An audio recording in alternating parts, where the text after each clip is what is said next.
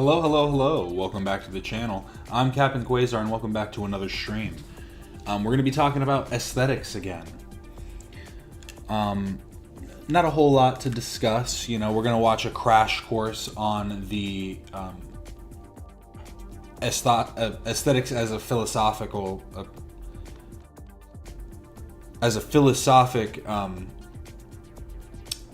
framework, and then kind of go from there. Sorry, I'm a little tired, but we're here. We're here to learn. Just have to close this out. Cool little Zen TV by ARPwire. Give that a like.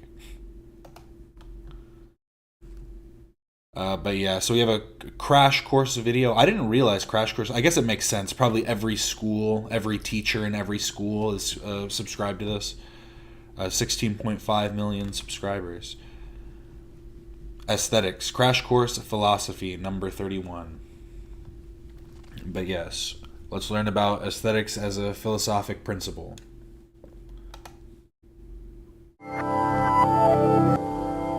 Happy Wednesday. Welcome in all.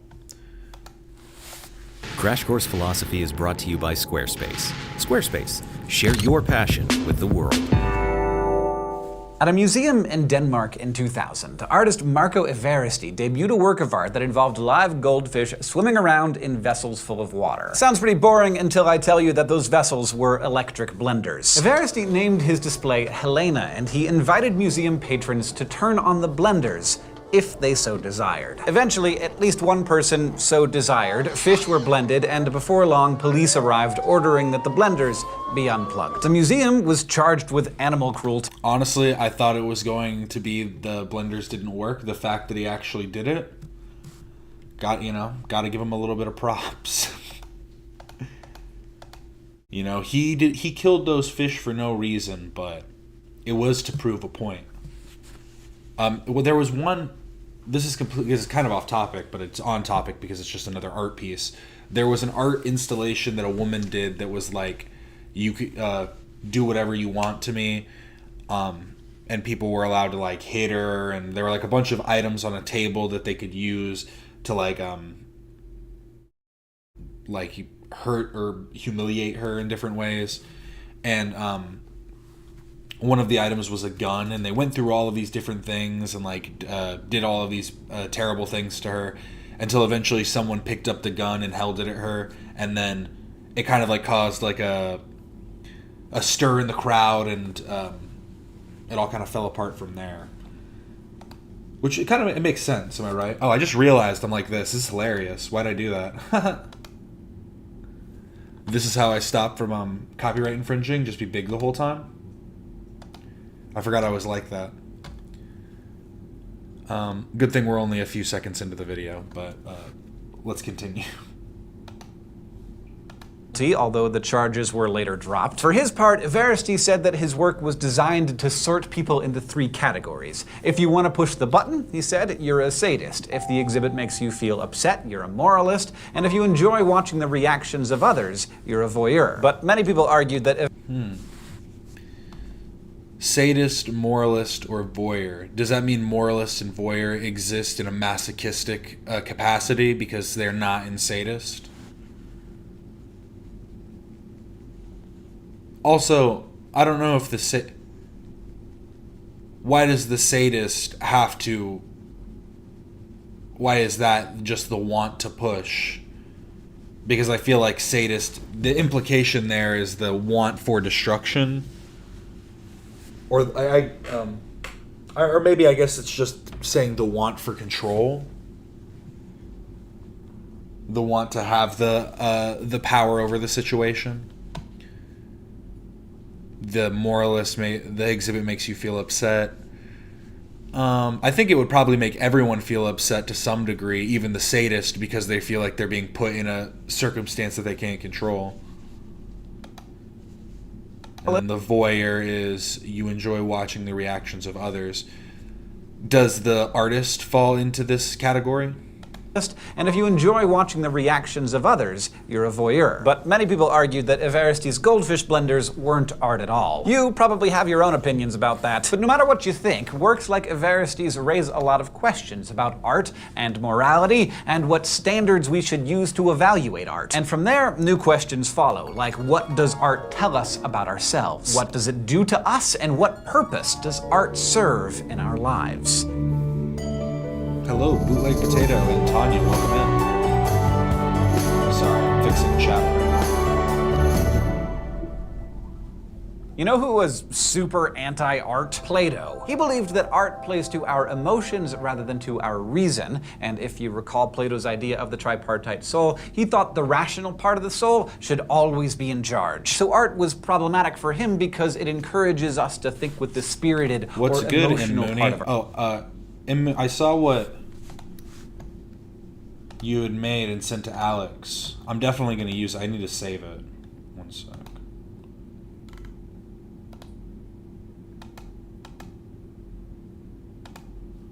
Oh. There we go. I don't know why it was so difficult for me to download that right now, but I did it. Shout out Mooney for this.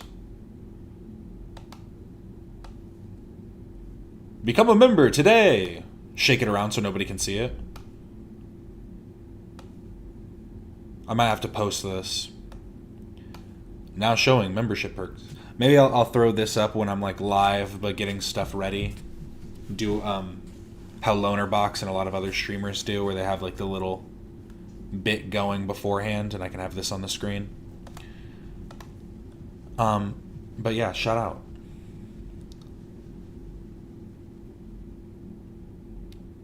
YouTube unsubbed me and I had to wait. How rude. YouTube's just unsubbing people now? Talk about shadow banned? They're just straight up unsubbing people from my channel? Crazy.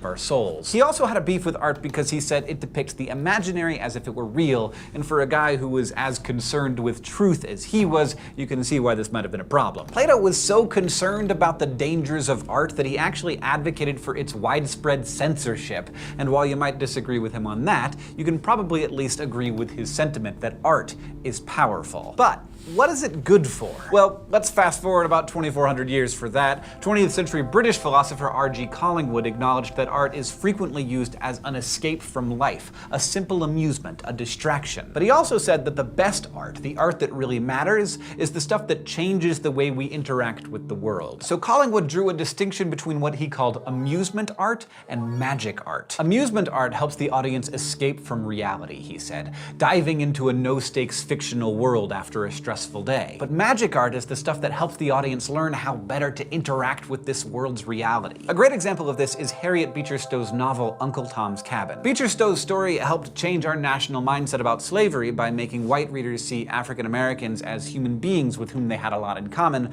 rather than as a nameless other who should be thought of as property. Collingwood felt we should spend our time on magic art like that, the stuff that helps us live better rather than simply running away from the world. But some people feel that this distinction breaks down pretty quickly. A book or movie that could be little more than an amusing escape for one person could spur another person to change their lives for the better. Think about...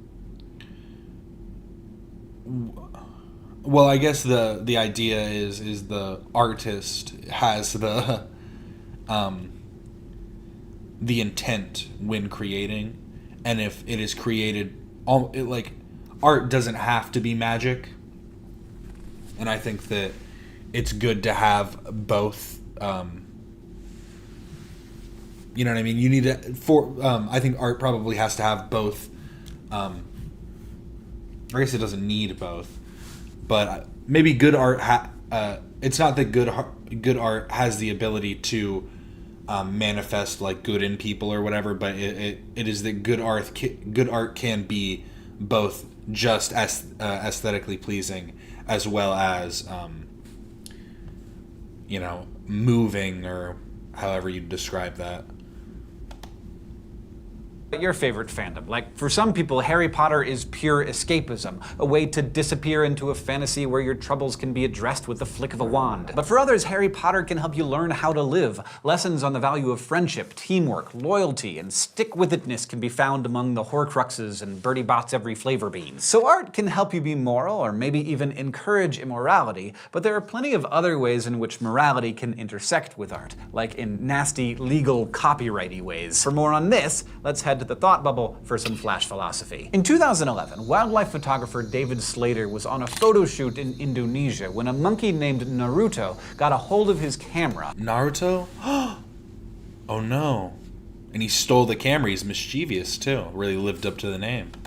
There are disputes as to how exactly, but in the process, that monkey took some pretty sweet selfies. Slater later tried I've seen those. to claim copyright of Classics. the images, but was denied because he was not the one who took the pictures. Naruto did. The photos are currently in the public domain, but the People for the Ethical Treatment of Animals has filed a lawsuit on behalf of Naruto, arguing that the monkey owns the rights and any profits ought to go to him. Slater, on the other hand, says that he should own the rights because he was ultimately responsible for Naruto getting his camera and taking the pictures with it. By that logic, Slater claims, he was the artist and Naruto was simply part of the medium used to create the art. Slater's reasoning might resonate with those of you who, in our last episode, were in the camp that believed art required an intentional artist. In that view, Naruto can't claim the pics because he probably didn't understand. Well, I think art would need an intentional artist to claim it as their own art, no? Because you can argue that Naruto has the right to claim his art as his, but is Naruto going to utilize that right? I would argue probably not. So it's interesting though. Himself as deliberately taking self-portraits. But arguably, Slater's intention didn't shape the pictures either. He didn't decide how to position the camera or when to click the shutter. But he did decide to go to that particular. I mean, if we want to get super technical, the monkey used his materials, so anything taken on his SD cards, on his camera, is technically his property. If we want to get into the legal arguments, morally, I don't know. I mean, who gives a shit about the property of photographs? I don't think there's any moral implication there regardless, so unless they can be used for used for malicious purposes, but I don't see how you can use a photo of a monkey for malicious purposes. Those photos can only do good. Location, knowing it was full of curious little primates with opposable thumbs that would make working a camera possible. So what do you think? Is there any artist behind these pictures? And if there is, who is it? Maybe it's a collaboration and Slater and Naruto should split the profit. I bet one of them would be willing to take his cut in chom-choms. Thanks, Thought Bubble. One of the first people to really consider the philosophical questions of art was Aristotle. Unlike his teacher Plato, Aristotle was generally pro-art because he saw it as useful. He believed our bodies need to experience a full range of emotions in order to stay in balance. He argued that if we haven't been sad in a while or had a good adrenaline rush, we can start to crave those feelings. And when we don't or can't experience the full range of emotions in our actual lives, art can step in and do the job for us. When we finally do experience these sensations we've been yearning for, we feel a pleasurable release that Aristotle called catharsis. And while John has often insisted that Aristotle was spectacularly wrong about everything, Aristotle's theory of catharsis does do a beautiful job of resolving a little conundrum in aesthetics that's known as the problem of tragedy. This is the weird puzzle of why people voluntarily walk into a theater clutching a box of tissues, fully prepared to bawl their eyes out for 2 hours, having paid for the privilege. I mean, really, why is the tearjerker even a thing? According to Aristotle, catharsis. A scary movie or a tearjerker can allow us to express strong negative emotions in a safe context, and the emotional purge that comes with the experience feels really, really good. No doubt, when it comes to evoking emotions in us, art can be extremely effective. But how does it manage to do that? Why is art so good at making us feel? When you think about it, it's actually pretty weird that we get so emotionally invested in characters that we know to be fictional. Why do we cry real tears of the deaths of our beloved characters? I don't know. It's a good question. I remember crying during Gary Come Home when I was a child. What year did that come out in? I remember watching it when it came out, and I fucking sobbed. And I'd never owned a dog or cat before. True Empath. What year did that episode come out? It was released in 2005, so I was 4 years old. Really in my head. And Gary, now I know I was wrong. I messed up, and now you're gone. Gary, I'm sorry I neglected you. Oh, I never expected you to run away and leave me feeling this empty. Your meow right now would sound like music to me. Please come home, 'cause I miss you, Gary. Gary, come home. Gary, come home. Gary, come home. Gary, come home. That song was so good. SpongeBob really did have some bangers. I watched My Girl when I was 7 and cried my eyes out. See, I just cried to a lot of cartoons. A lot of pet stuff, too. Futurama made me cry twice, actually. Futurama made me cry at the dog episode where Fry had the dog before he went to the future, the dog that, like, remembered him. And then there's the episode where Fry's brother, spoilers for Futurama, but Fry thinks that his brother stole his name, when in reality Fry's brother named his son after his brother that went missing. Heart-wrenching stuff. Bridge to Terabithia is another sad one. That was a great movie. I remember Bridge to Terabithia. That had what's his name in it. Honestly, that had a lot of actors that ended up becoming pretty big. Josh Hutcherson, that's it. But it had Zooey Deschanel. Not that they were like tiny at the time, but who is the other? Bailey Madison is Lauren Clinton, the girl that was that the girl or no?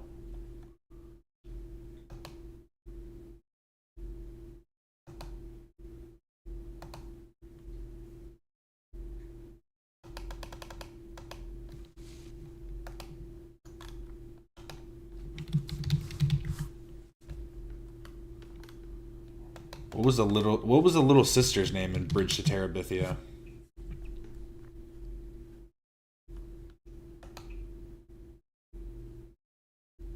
Oh wait. They have her name wrong. That was her. I said Bailey Madison, but it was because I recognized her. That's funny. On the Bridge to Terabithia thing, her name's May Bell Aarons. But it has it the opposite way around, where it has Bailey Madison as her name. Or no, Bailey Madison is her name. Wait. No, wait, that is right. I'm stupid. Bailey Madison. Sorry, this confused me so much. It like flipped, and then I was looking at it in the wrong thing. I'm tired. Let's move on. I looked at that completely wrong. Her name is Bailey Madison? Is that it? The dog episode is so messed up I cried so hard. Nah, Futurama was super sad. I avoid watching anything related to pets except Pet Cemetery. That was my shit back then, LOL. But that's a different vibe than a regular sad pet movie. That's like, you want the pets to be dead, so it really does bring different emotions out. Why do we invest time and energy in shipping? These questions fall under another problem that art poses for us, one that aestheticians call the paradox of fiction. Contemporary American philosopher Kendall Walton explains why the paradox of Alex the fiction? we can be moved by things that aren't real by arguing that the emotional responses we have to fictional events all of these guys have beautiful skin. I think you're right. I don't know if they really looked like this, I've got to be honest. aren't real either. Instead, he says we experience what he calls quasi-emotions, basically emotion-like responses that can be triggered by fiction but don't exist or function on the level of true emotions. Now, as evidence for this, Walton points out that people don't respond to scary movies as they would to real-life terror. Like, when we're watching a scary movie, we don't run out of the theater and call 911 like we would if we saw a real person in danger. But other Well, that's a stupid point. That's not... You can have the same, is it like an autonomic response? Like, you can have, a physical response that isn't... that is entirely the same, even if you understand the contexts are different. So I wouldn't necessarily say those are quasi-emotions. Those are just different contexts around the emotions that you're feeling. And if they're able to draw out a level of fear when you understand your level of safety, then I think that speaks more to the emotion that you're feeling rather than it being rather than trying to nullify it. thinkers like American philosopher Noel Carroll disagree. Carroll argues that we can have real emotional responses to fictional characters and situations. Our emotions don't have to correspond to external reality in order for the emotions themselves to be real, he says. So we can feel just as strongly for the loves and losses of our favorite characters as we can for the plights of our friends and family. Now, it's time to think back to Helena and the goldfish in the blenders. Helena raises questions about the relationship between morality and art, and here there are two main schools of thought. Some people, called autonomists, maintain that art and morality are entirely separate. So if something is done in the name of art, it's basically immune from moral scrutiny. It's almost like artists live and work. I think that you can say that, but it probably entirely depends on the medium. Because, like, a story, like, you shouldn't necessarily, like, morally condemn an author for, like, a story that they tell. But how far do we take that? Because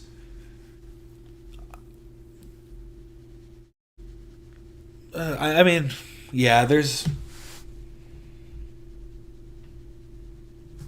I guess then, yeah, it comes down to the intent for me. I wouldn't say that they're entirely separate. Because with all art, there is intent, and sometimes that intent can just be to express oneself without, like, any ulterior motive. But then what you're doing is drawing from your, like, your subconscious, and your subconscious is expressing something, and that is what can be analyzed. So I don't know if you can always separate them, but I do think that there is a level of art that should be drawing on what would be negative emotions, because you do need to know how you're going. Like, I think it helps people address those emotions before they have to deal with them in, like, a natural setting. I think that's fair. Exactly. It's like, it's fair to look down on the artists themselves, because it's okay to look down on lolly artists. Yeah, because intent matters a lot, and I think is a large portion of it. But I do think there's also, like, that that subconscious driver that will push you in whatever direction, you know. And if someone is more just naturally depraved, that means their art may come out as more depraved, even if all they're just doing is just like, what, I just like the way this looks. So I'm just drawing the human form. So what if I'm drawing it in pieces on the asphalt? What's wrong with that? Work in some kind of protective morality bubble. So in the autonomous view, Everesty did nothing wrong putting goldfish in a situation where they were likely to be pulverized, because he was doing it in the name of artistic expression. But there are others, known as... I dropped out of art school, but in school they said part of the art is always in the artwork. I think that it's true that the art, I just can't see how you would say that they're ever entirely separate, because it's always your interpretation of whatever. Because even if you're doing like a I don't even know what you would call it, where you're like a piece that is meant to like pay homage to another piece. I feel like it would still be then your take on that, like on the analysis that you did of the other artwork. My brother went to art school, and then he dropped out of art school, and then the art school closed. Degrees, am I right? Aesthetic moralists who argue that morality and art are interconnected, so any moral stain connected with a work makes a work aesthetically flawed. In this view, even if Everesti's aesthetic concept was superb, the fact that he expressed that concept through immoral means, in this case the wanton destruction of goldfish life, that counts against the overall aesthetic value of his work. Art is often designed to challenge our beliefs and our values, and most of us agree that this can be a good thing. But are there limits? We often give artists credit for amazing works of art that inspire positive change in the world, like Uncle Tom's Cabin. But if a work inspires bad actions or bad attitudes, is the artist to blame for that too? As in most areas of philosophy, there's plenty more about aesthetics that we could explore if we had time. But as we move on to the next segment of our course, I hope you've found that aesthetics, one of the less well-known areas of philosophy, is worth your attention as you continue to interact with art in your lives. Today, we learned about R.G. Collingwood's view that art is best when it helps us live better lives. We learned how Aristotle's concept of catharsis can resolve the problem of tragedy, and we studied the paradox of fiction. We also thought about the debate between autonomism and moralism. Wow, we learned so much. This episode of Crash Course Philosophy is made possible by Squarespace. Squarespace is a way to create a website, blog, or online store for you and your ideas. Squarespace features a user-friendly interface, custom templates, and 24/7 customer support. Try Squarespace at squarespace.com/Crash Course for a special offer. Squarespace, share your passion with the world. Crash Course Philosophy is produced in association with PBS Digital Studios. You can head over to their channel to check out a playlist of the latest episodes of shows like Gross Science, PBS Idea Channel, and It's Okay to Be Smart. This episode of Crash Course was filmed in the Dr. Cheryl C. Kinney Crash Course studio with the help of all of these awesome people, and our equally fantastic graphics team is Thought Cafe. Here, I'm gonna pull up what I think is one of my brother's best pieces. Oh, my phone is totally about to die. Here, I'm gonna grab a charger while I look this up real quick. And we're gonna move on now to Kari too, but I'll show you an art piece that my brother did that was really funny.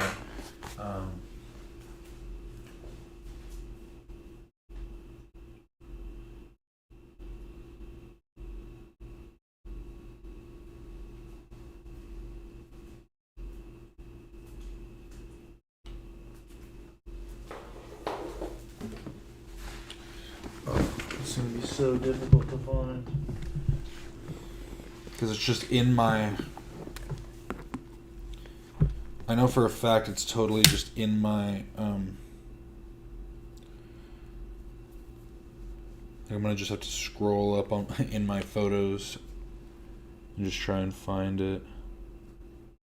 Should just be. Oh, these ones are good too. Do that one, that one. Oh, wait, I just select. Boom, boom, boom. The hell is it? I'm gonna get mad here in a second.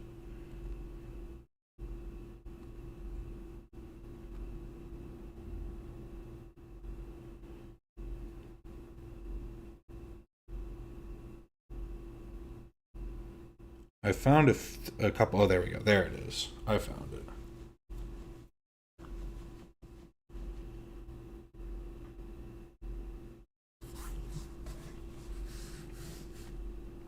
Upload those.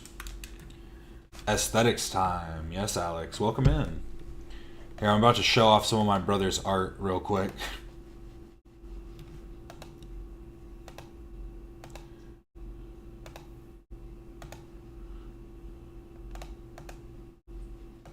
Save.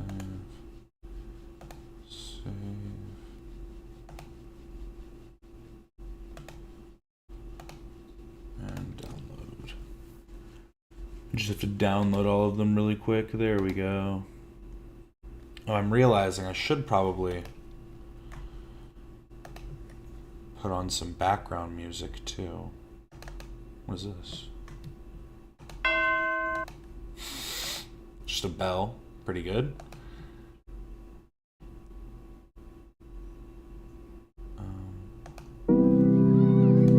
That is so loud.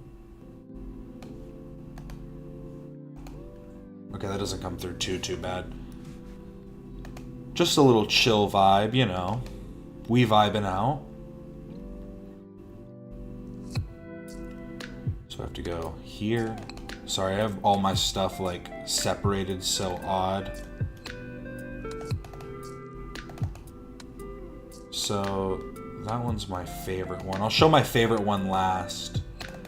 This is a cool one. I'm pretty sure these ones, these couple I'm about to show, were done on cardboard, I think.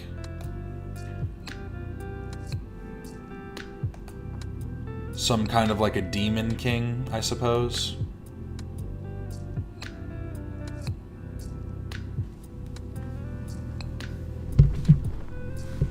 Play the funny song. Here, I'll play it just for you, Alex.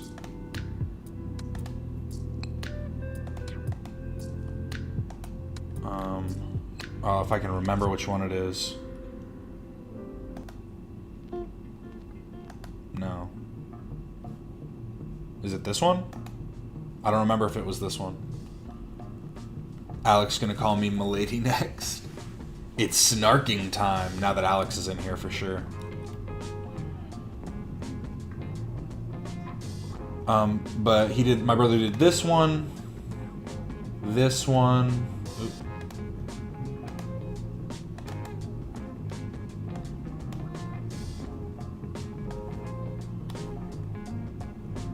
I like this one a lot. I thought about maybe getting this one tattooed just because it's kind of funny.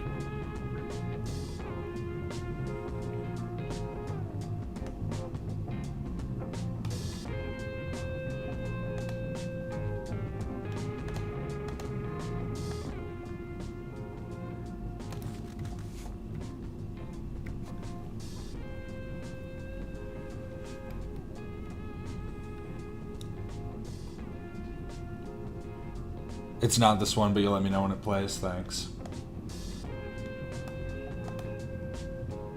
And then here's a third one. I liked this one a lot too. I'll read it out in case you can't make out what it says. Oh, I want to make sure it's not covered by... There, it's going to have to cover up the other one. It says, "This still fucking sucks, but I'm kind of getting bored. I'm kind of bored at this point."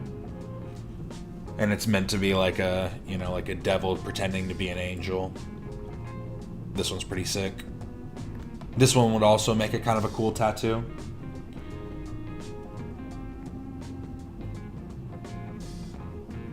And then my favorite one.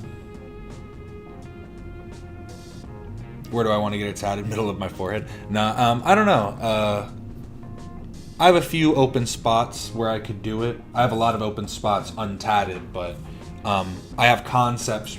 I have basic concepts for the top of my head all the way down to my legs. I don't have ideas for my feet right now, but maybe I'll put this on my foot. Who knows?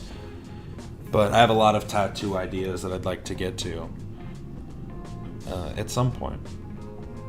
But this one I like a lot. You know, this still fucking sucks, but I'm kind of bored at this point. And then this is my favorite, and this one was a digital piece. Like I said, all of these ones were some kind of physical media. You can tell. I think they're on cardboard. I'm like 90, or just some kind of like really thick cardstock. But this one is a digital piece that he did when he was still in college, I think. That's just kind of more of a sketchy piece, but...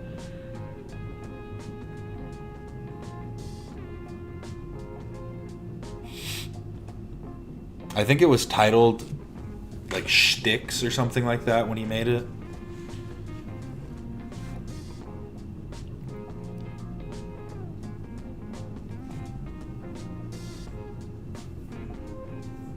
being closer to my new tattoo artist is my biggest motivation in moving soon. I have a virgin skin? What does that even mean, Alex? But yeah, that's my brother's art.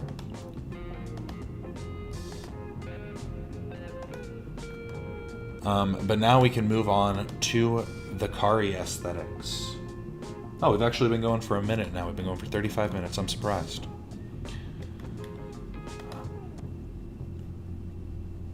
Love in Elon Musk's android son.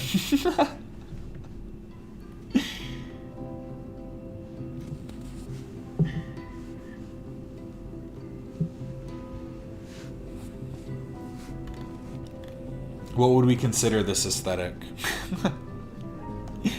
What is this aesthetic? Alex does say the wildest stuff sometimes. But, I was looking through.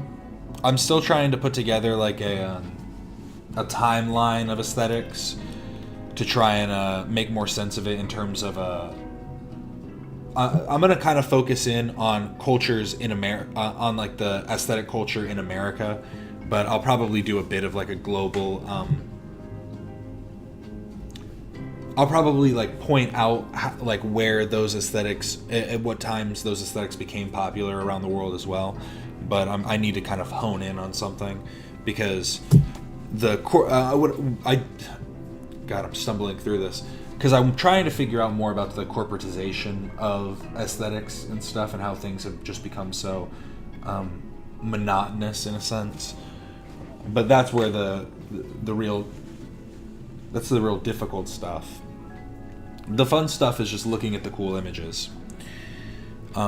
See, I had done a bit of writing a different script that in which I had talked about things like the first, because what I had said this before, but originally my intention was I was going to make like a breakdown of every aesthetic, but then I realized how many aesthetics there truly are, and what I was going to start with is retrofuturism and the different futurisms that are kind of like interconnected in that. So there's like cassette futurism, which was popular in like the 1980s, that kind of took the technology they had at the time and tried to think of how it would advance in the future, not realizing the ways that it would actually advance, which was kind of interesting. But retrofuturism is one of my favorite. That's where you get things like atom punk,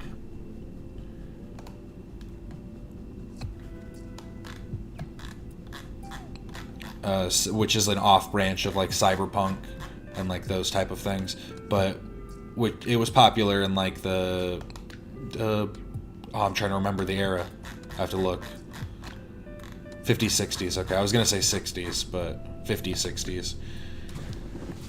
And see, this atom punk is where you, I would say, kind of like that Fallout style aesthetic, where things are super futuristic, but also can be dystopian in certain aspects. I don't know why this fallen angel is here. Oil on canvas, fallen angel. Yeah, that's the whole thing, is it means I don't have tattoos or piercings. Oh, you have virgin skin. I get what you're saying now.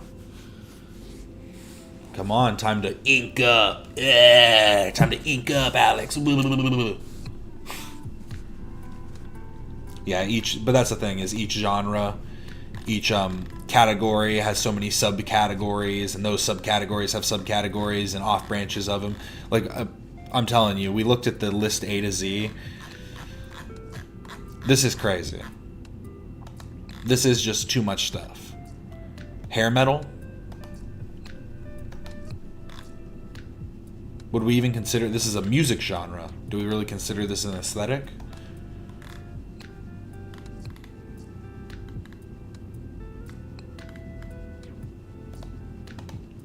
Japandi?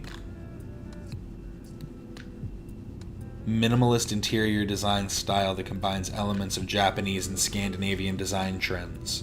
The name itself is a combination of Japanese and Scandi. Japandi.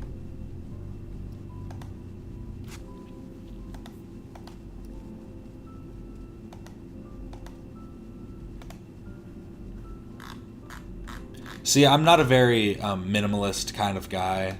I would say that I am maximalist. What I would say I am is like maximalist in a minimalist space. I don't like very open, wide rooms. I like things a little bit like tighter, but I like it to be densely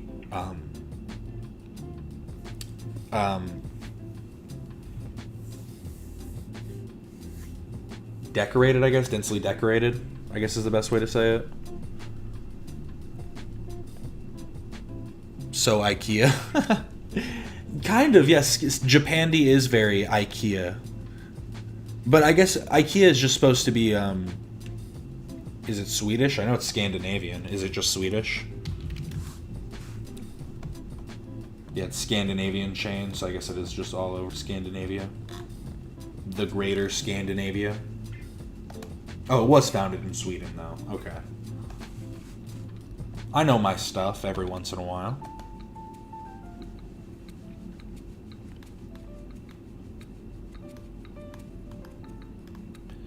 See, organization is good, but what year is it? Yeah, sorry. But retrofuturism, if I had to like pick a medium of like to create in, if I wanted to create a story, I think retrofuturism is probably the genre I would work in. Just because the idea of working in a distant future that has aspects of modern living is interesting, and I think is like a fun ambivalence to work in. I'm so smart, I know, right? Just forgetting every other word that I say, but I love being smart. I love thinking. It's fun. TV tropes editor Fruit Pork. That's who created cassette futurism. Do they have other futurisms on the Kari site? Futurism. Gen X Soft Club and McBling. It's weird that they only have cassette futurism. What do they have on here? Futurism. Futurism.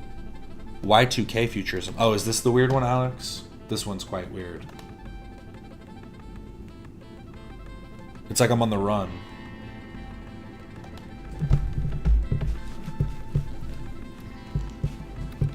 Whoa! Oh, that's funny. When I do that, chat disappears. There we go. Oh, but then chat's over me. Interesting.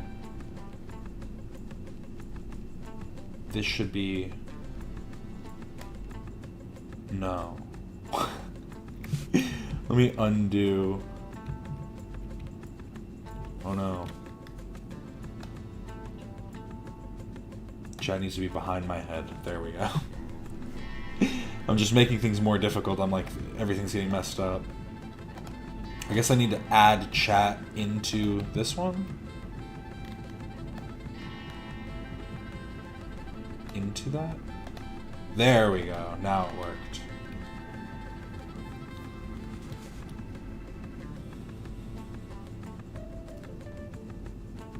What's it called? This one's called Crush by Trevor Garrett. It's one of the ones from the YouTube, just the YouTube library. I'm wondering what Y2K futurism is, though. Because I do like Y2K, the Y2K aesthetic a bit. I think this has Y2K in it. No? Oh, this has Neo Y2K. Oh, Y2K aesthetic. There. Because I guess Y2K is kind of a futurism. Oh my god, I can't say futurism for some reason. I think it is kind of a futurism, but it had a lot more digital aspect. Like I can't think of a way that, like Y2K, I think of clothing and I think of like art. I don't know if I'd consider this like Y2K architecture. This might fall into something else. It should be called Super Silly Funny Fun Times.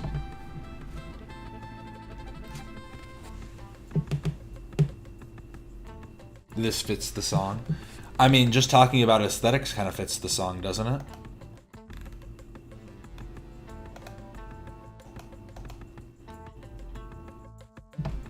A Sony Center in Berlin. What the hell is this? Philips Emotive Microsystem MZ1000. What does this do? Philips Emotive.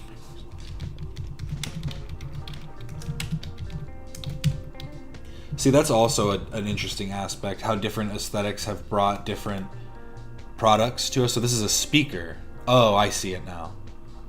Oh, I get it. I thought these were like different. I literally thought it was like 3 versions of the same thing, but I think that this is like the yeah, this is one side and then the speakers are on the other side.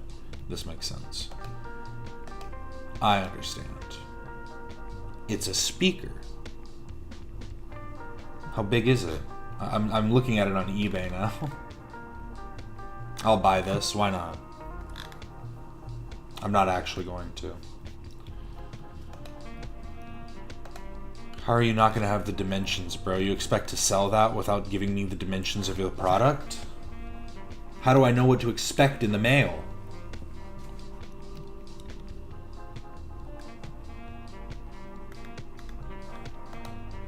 Tamagotchis.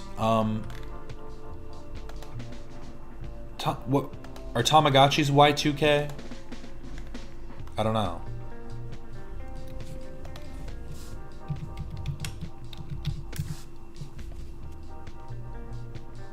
Speaker, I hardly know her.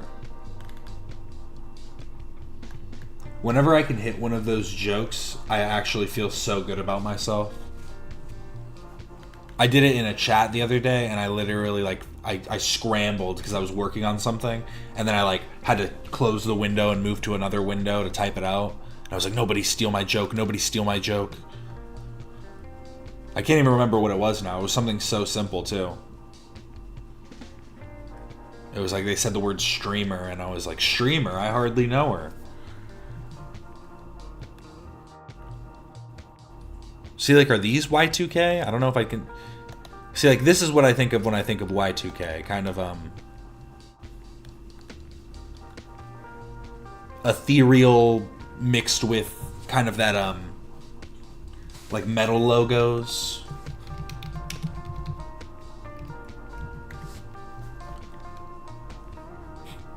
You know what I'm talking about? Metal logos, how you can, never read them. They take, the spikes from that and add that into a ethereal metal kind of a vibe. Tamaguchis.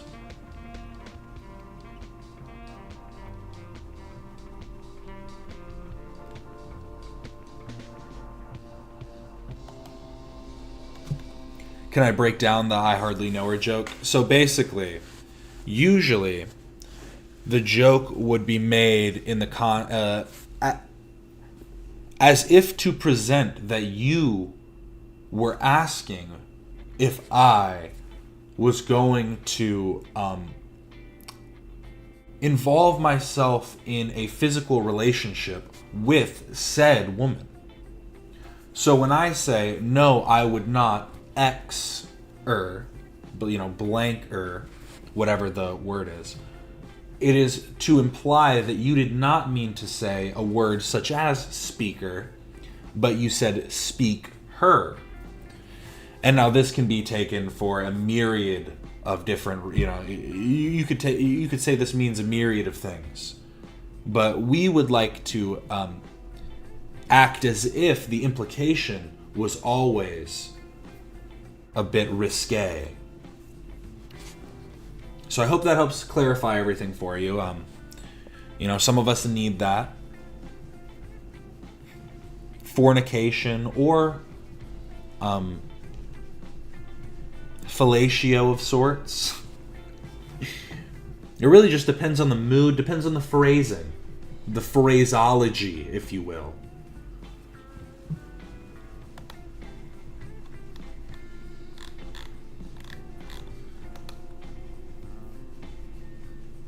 What is McBling?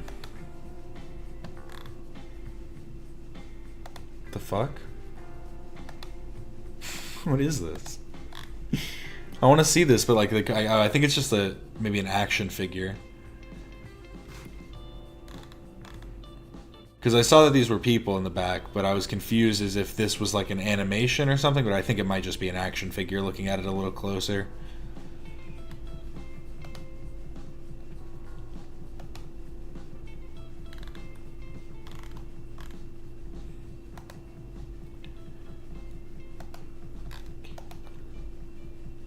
Oh, I didn't even realize when you look up futurism on Aesthetics Wiki, you get Futurama. Let's go to the Futurama Wiki.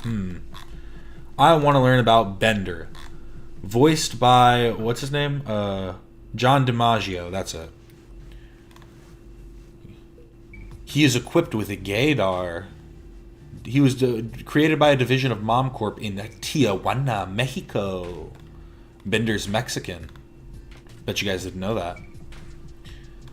Remember, there's that episode with Hermes where he went or where he saved Bender.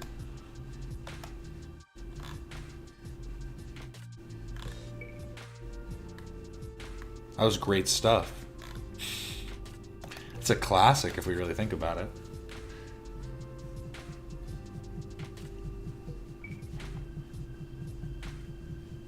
Everyone thought shit was going to go down in the 2000s. I mean, Y2K to me seems like such a it's such a boomer thought. I'm glad there were at least some people that really thought like, you guys are dipshits, what are you talking about? Bro, at midnight to the year 2000, all of the computers will reset, and then it'll somehow fuck up the electricity grid, and our plumbing will get all fucked up. Nothing's gonna work. The grid's gonna go down at midnight because the computers reset. How hard would it be to just type in a new date?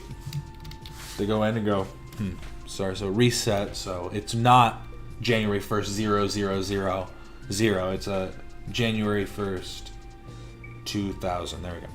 Update, done. I know it's a little more complicated than that. I'm just joking, but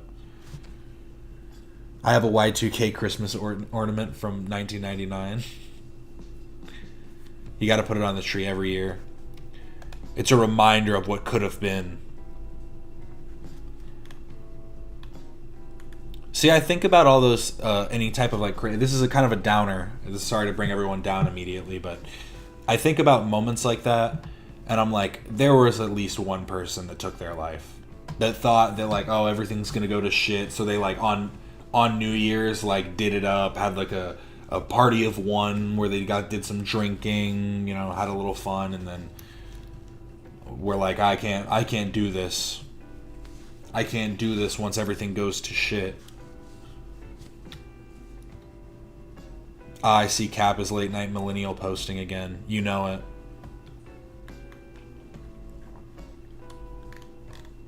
We gotta do what we gotta do.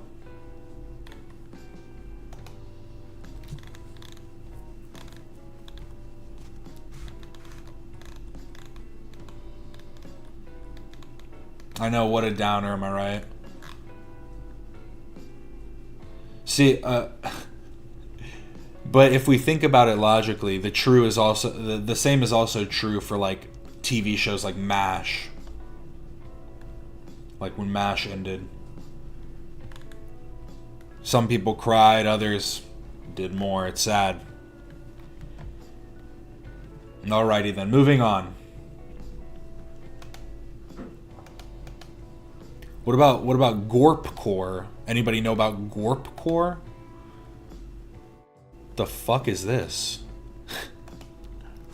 Gorpcore is an aesthetic characterized by its emphasis on functionality in clothing, drawing inspiration from outdoor and hiking apparel.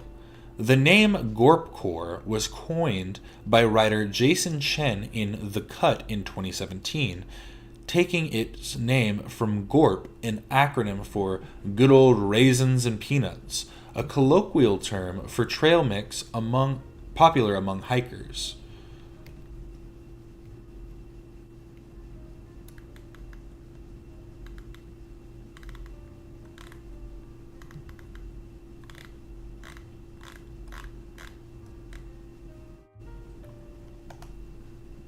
How we feel about this? See, I think that every like style that you could have is ruined as soon as you try and look hot. Because you can just, if you're hot, you'll just be hot. These guys, hot. Because they're just fitted up. This guy, no, you know what I mean? Trying too hard. Laid out in a field, stand up. You're gonna get poison. You're gonna get poison ivy all over you. You don't know what you're doing. Out in the rain, beautiful. Clear shot. It's coming down. This has nothing to do with what it said. None of these clothes look functional at all.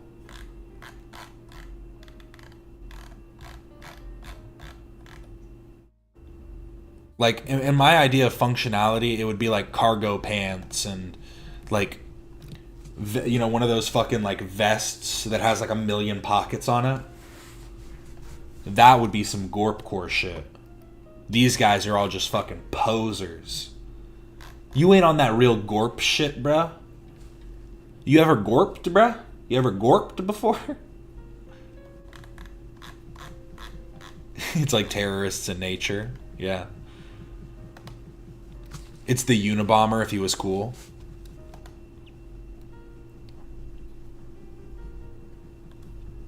Galaxy Hipster. We're in the G's.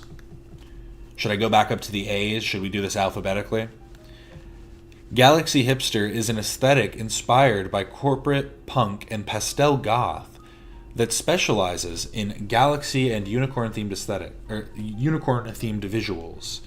It was popular roughly from the early 2010s until 2018. It just stopped in 2018. People went, no. It's giving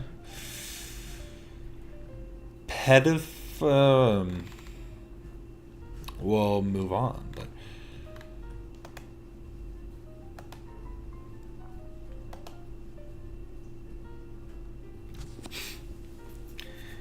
it does just make me think of like a 30-year-old that wants to seem quirky. You know, there's nothing wrong with being your age. Well, there's something wrong with trying to look 7 years old when you're like a 45-year-old woman.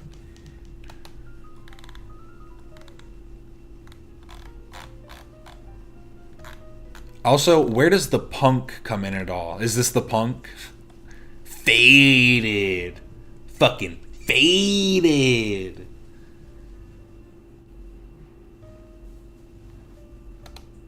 Like emo Hello Kitty. This is a very emo Hello Kitty. If we had to give it a... See the yeah. It looks like a unicorn vomited. I mean, that's basically... I remember when this was popular. I remember I had a Galaxy hoodie, and then I saw other people wearing Galaxy shit, and I was like, this is corny. I thought this hoodie was cool, but now this is weird. Mine was like... It wasn't purple Galaxy, though. It was like blue and black. So we were like... We were unique, you know? I stood out from the crowd. I was a real cool guy. I was a real interesting against the grain character, you know? I was the main character. The hacker aesthetic? The hacker aesthetic is based around computer hacking, a term for utilizing computers through non-standard means, and the corresponding subculture of hacking culture built around it. Hacker culture abides by the philosophy known as hacker ethic, based around the idea of freedom of information. Hacker's aesthetic is closely related to webcore. See, I'd like to look at webcore in a second. This is workcore. This is I did too much at the office and passed the fuck out core.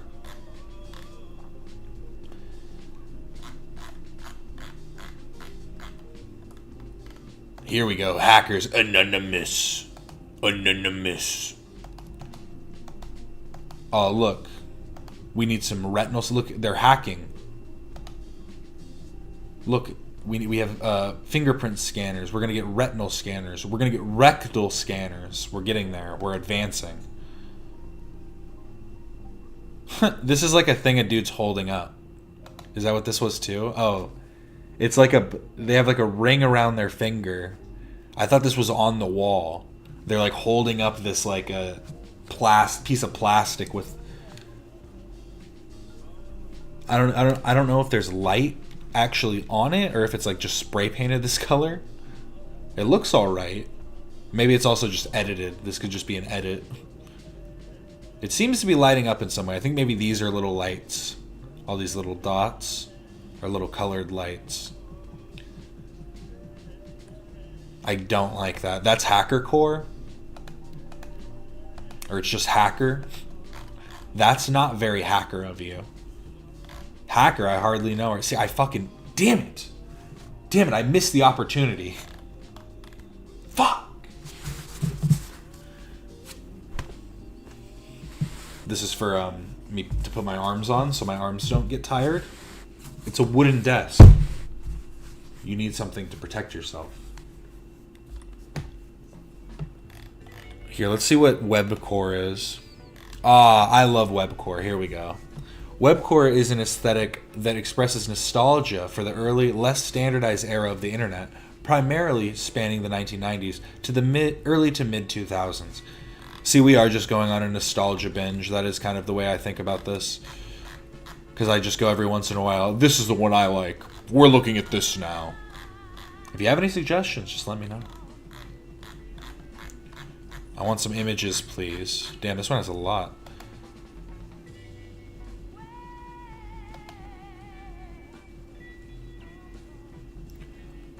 Imagine you find where this field actually is. You go there, and it's been filled with city streets. All you can see now is the mountain in the distance. What happened to our past?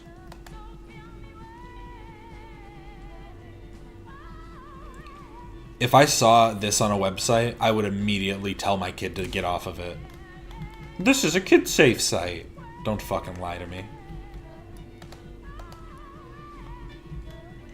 You're cruising the web of the information superhighway, when all of a sudden you slip through a cyber wormhole and get transported back into a different dimension of time. However, you're okay with this though, because you packed some snacks. I put my arms on my desk. What am I supposed to do? Go like this?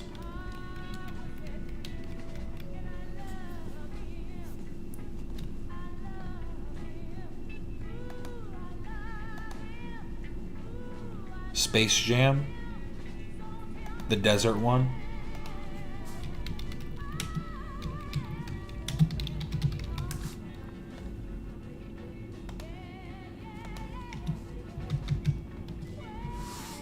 Which one? I'm trying to remember. Because the first one that comes to mind when I think of desert ones is there was one with like the different like rock, like the holes in the different rocks. I forget what that's called. All of this reminds me of Doom. Love that game till this day. I mean, it's kind of from that era, so Makes sense. Look at that. Look at talk. Speaking of Doom, tell me this isn't Doom coded. A 3D maze. That's kind of a nice screensaver. I would like to get the screensaver. Is this still available? Make it look like I'm going through a 3D maze the whole time. I'd sit there for an hour and a half just going through it, just looking at it going, as it repeats over and over again infinitely. This edit's... What's up with this knife? Is this edit just terrible? Or does the knife just stop right here?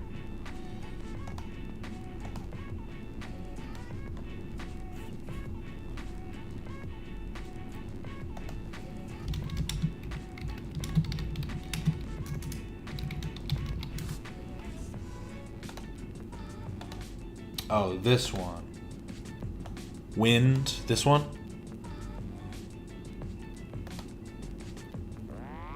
Sand dune was the wallpaper included in Windows XP.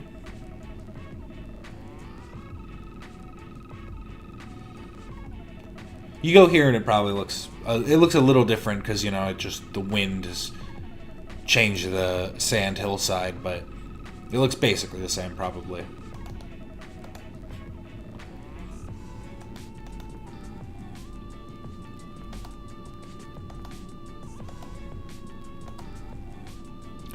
Okay, so there's a lot of Sims stuff included in here. This is like early Sims. Sims Arcade, Sims Green Bed, Sims Fountain, Sims Pizza.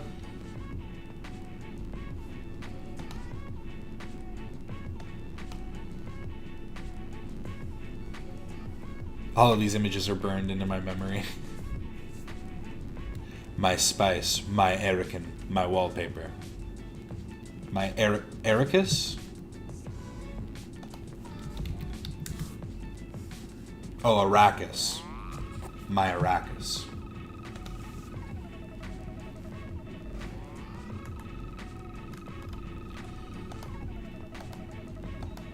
I need to get Sims 1.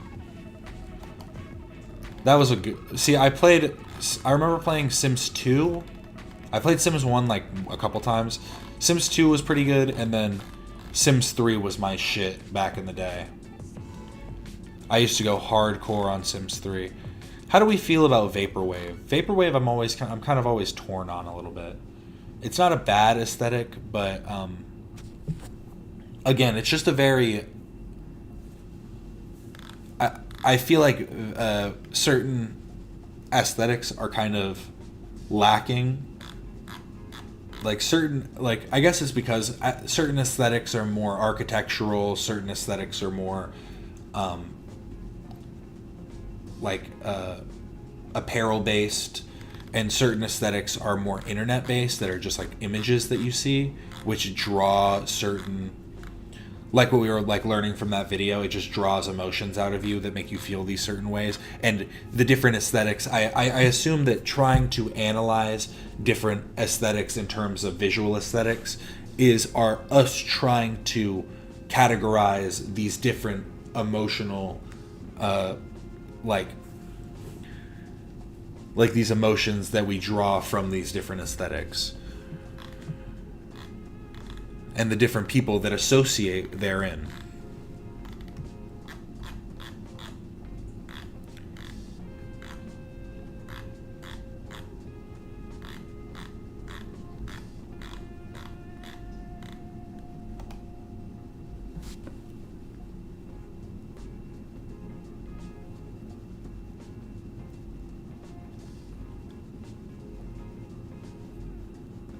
Sims, Doom, Windows XP, the good old days.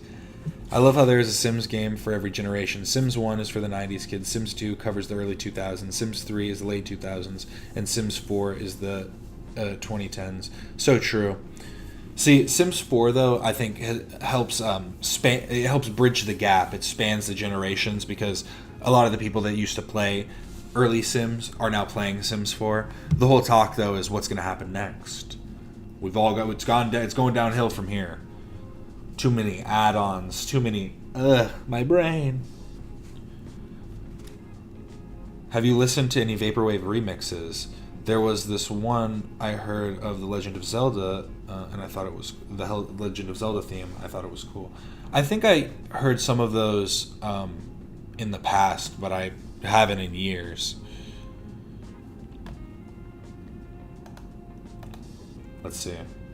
I'll pull up just a random Legend of Zelda Vaporwave, and it's not going to be the right one, and you'll just have to deal with it.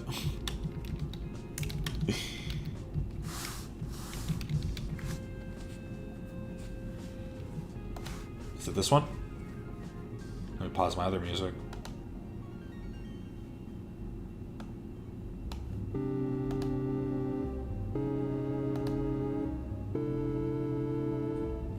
See, because that's the thing that it mixes too, is it's like Vaporwave kind of, it does incorporate synth, like a lot of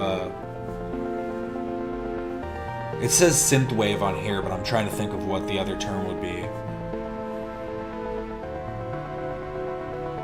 'Cause it's like that 8-bit core style is associated a lot with Vaporwave and music.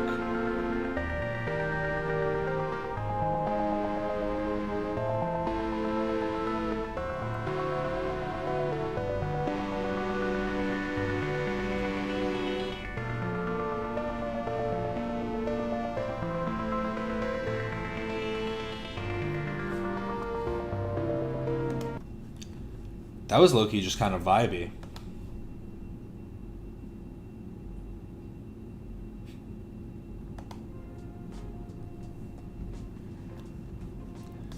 That was just some vibey stuff, but that was some Vaporwave core. I've only played Sims 4 because my brother used to do graphic design for their promo material. Interesting. Sims 4 is fun. My fiance plays it a lot. She likes that game. But every time I've tried to play, I was one of those kids that when I played Sims, I used to play. See, I played Sims 2 on PS2, and Herbs. Herbs was also fire. Urban Sims, but those on PS2 had much more story based. It wasn't like super story based, but it was like you could follow these story lines that you created, and I liked that character like kind of aspect of those games. But then when I played Sims 3 on PC, all I was doing was building houses and doing other stuff. And then I played Sims 1 and Sims 2 on PC very seldomly. Sims 3 is the best in my, and that's my opinion too, just because it has the most customization. Like it has a lot of options, and it has cars. You can actually have cars, but like the ability to drop your own,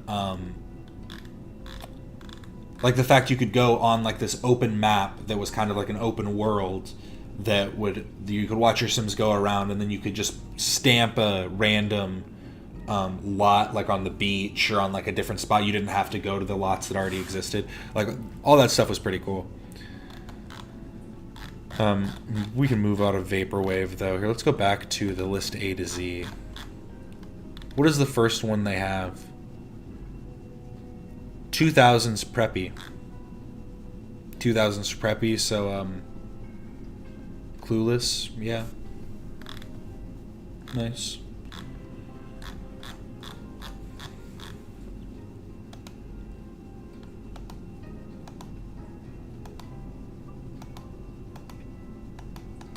This is... I feel like this style isn't dead. It's just very elitist. Like, very rich people use it. Oh, I see what's happening now. This just goes into other images. So when I start, it gives me all the images from this, but then it just jumps into all of the other images from this wiki. That's why we keep seeing the black boxes and that angel.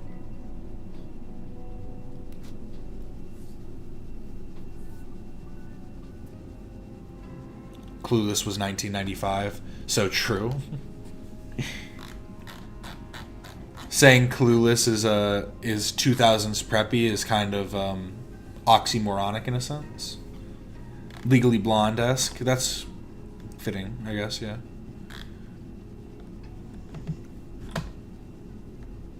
But yeah, I don't think this is dead. I just feel like you have to be like extremely rich and like unpopular in a sense. Like people you just don't associate with anything other than other rich people. Yeah, we just call those folks rich people now. 50s suburbia. Let's look at the racism. Can we see the segregation in the clothes? In the photos they have? Let's see. Well,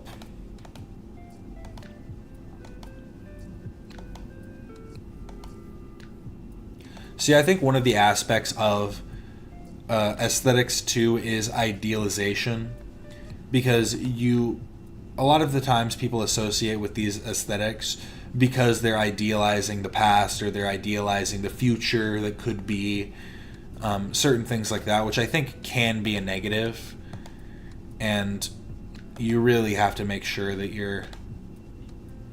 This is interesting. Hey, a real superwoman, am I right? Hey, the fucking TV doesn't even work. What kind of bullshit is this? Is this AI? That image looks so weird. I don't think it actually is, but like the edit is just so weird. She's like barely touching the thing here. The TV looks all fucked up.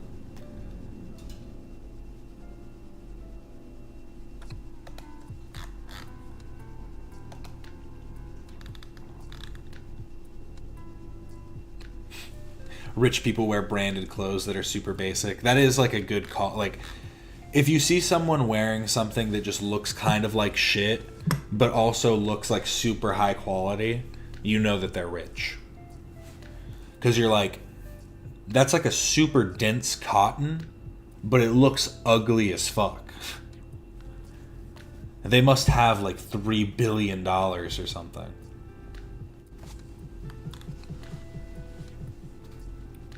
Yeah, trad wife core. That is the 50s suburbia is trad wife core. But that's what I mean, is it's the idealization of what this was, you know.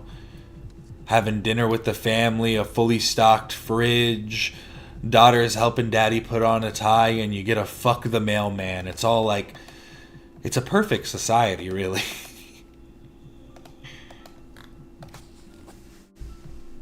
Looking at the new house they just bought for a nickel. After they just, you know, kicked out the last Native American tribe. Truly beautiful stuff. It's been a while since then. Oh, god damn it, I didn't mean to close the...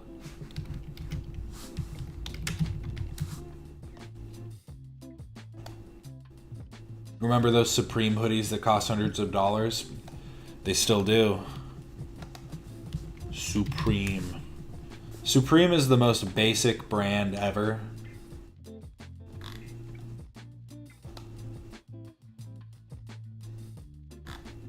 So stupid.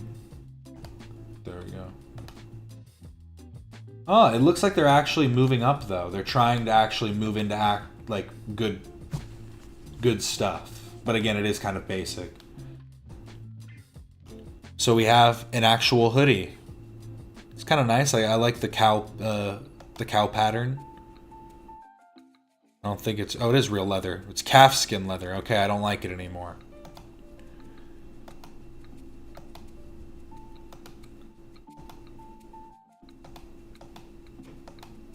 This one's a little bit better.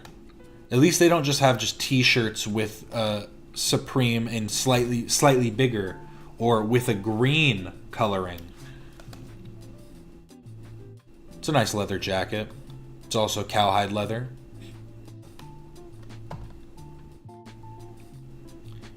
It is really corny though, because yeah, it's the price that we always have to look at too. This is some shit you'd find at like Ross. You would legit find this on a Ross rack.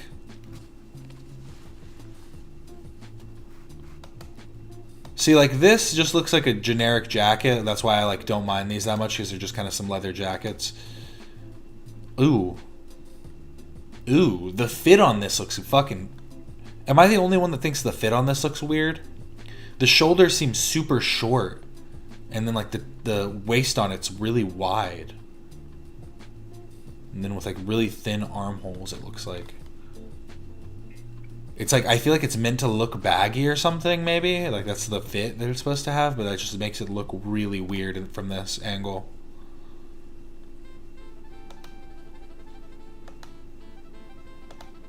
I'm just proud of them for trying harder. Trauma unit. They're putting a little more effort into stuff. They're kind of just ripping off other brands, though.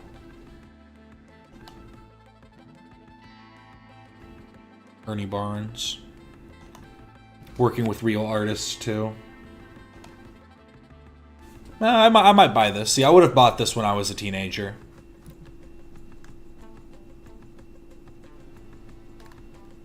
Aphex Twins.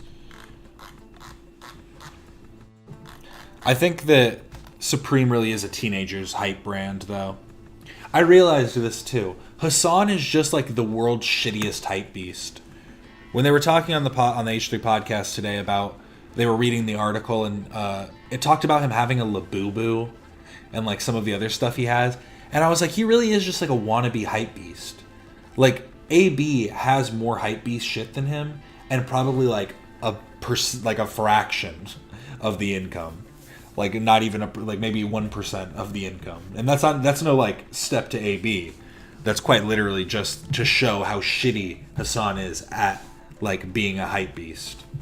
He has no sense of style. Is that Cav? I wouldn't... I mean, maybe. He seems to be associated with everything.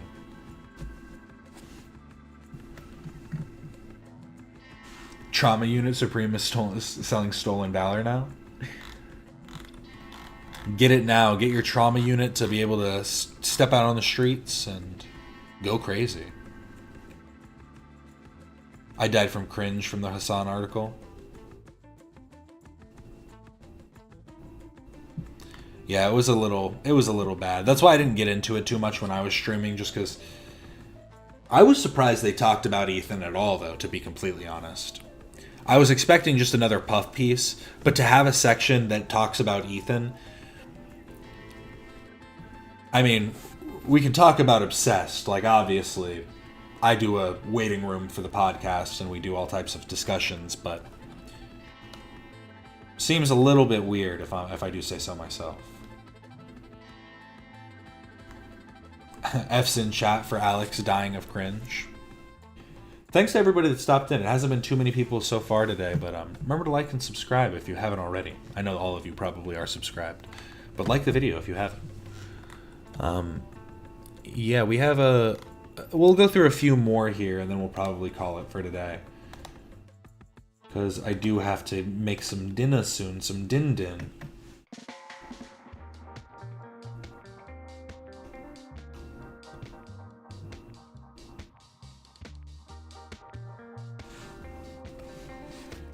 How much do you think Hassan pays for those puff piece articles? See, it's a question of, does he pay for the articles himself, or does he just have like a really good agent that is just fucking like jerking him off in every one of these combos? Because it would take somebody like Tom's a good salesman, but it must just take a really good salesman to just be like, no, like he's got the youth and like he's just a real nice guy and everything. Hassan should never be taken seriously again when posing for whack-ass pics like those in the article while also talking about serious issues in this country. It's so blatantly performative. Yeah, it's really weird. I don't get it. He has to be paying them because I can't imagine an actual journalist writing about Ethan being psychosexually obsessed with Hassan. That is the one part where it's like, it has to be paid for. I mean, it's hard not to believe that it isn't. It's hard to believe that it isn't when, yeah, you're talking literally about how he's psychosexually obsessed. I made a burrito bowl for dinner. It was good. I'm making some chicken. My idea was I'm going to make some, like, barbecue shredded chicken sandwiches I have some ciabatta bread that we're gonna make it like a ciabatta rolls. So I might put it on that. But I also have buns, just regular like potato buns, so we might just do that too. That was some fries. It's not gonna be hard to make, but I do have to put it all together, so. We real cooks in this house. I be making chicken a lot because it's cheap. We get a lot of chicken breasts. We were doing chicken legs for a while, but now I get those not too often because gotta do them the right way. Do a little bit of thyme, a little bit of rosemary in there. Beef empanadas. Empanadas, were they good or were they bad? He's in my walls. No. Georgie Borgie. Anime core. Weeaboos. It's just associated with weeaboos. Is weeaboo another aesthetic? Oh, it is. It better have a white dude with a katana and like a kimono. No.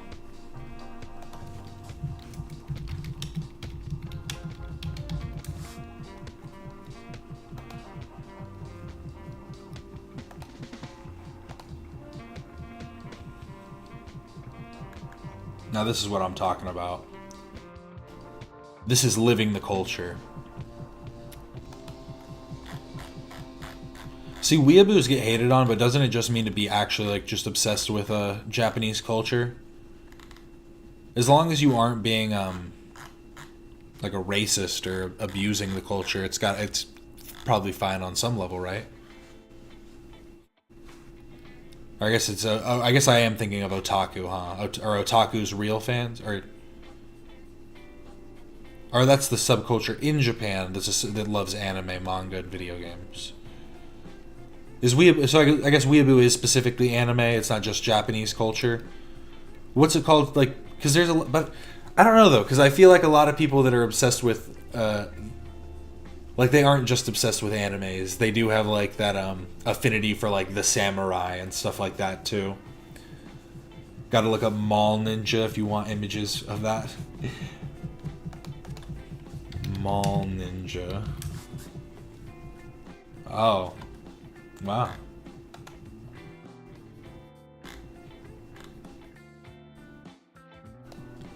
Get some fellas like this. We are coming here today to show you authentic Japanese ninja techniques. Are you prepared?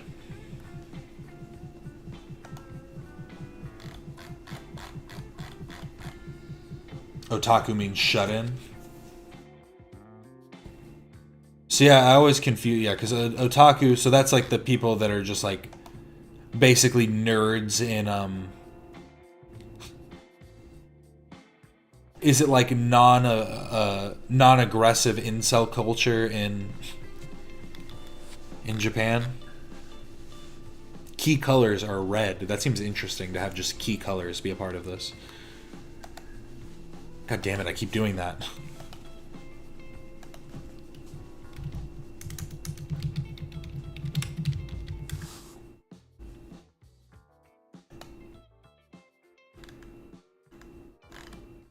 Okay, a weeaboo is someone obsessed with Japan and Japanese culture, and otaku is a shut-in geek who is really into manga and anime. See, I haven't heard those like terms explained since the Filthy Frank video back in the day. So it's been a fat minute. Ooh, it's already 9:30. Yeah, I think I am going to have to hop off now. It has been a lot of fun. I really do appreciate it. How long have I been going? Oh, I went for over an hour and a half. Okay, that's actually longer than I was expecting to go. I really do appreciate everybody that stopped in. We're going to get through a lot more of this.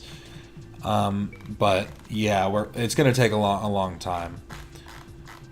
I'm going to try and find some more videos like the one that I watched at the beginning, the crash course, to try and discuss this a little bit more in depth, because there are a lot of avenues of this. And like I said, I am breaking down the kind of corporatism that has denigrated and destroyed the culture of aesthetics as a whole. But the culture of aesthetics, I guess aesthetics as a whole. But yeah, it's been a lot of fun. I really do appreciate it. Remember to like and subscribe if you haven't already. This is Captain Quasar signing off. Thank you everybody that stopped in for the late night stream. Or the early morning, depending on where you are.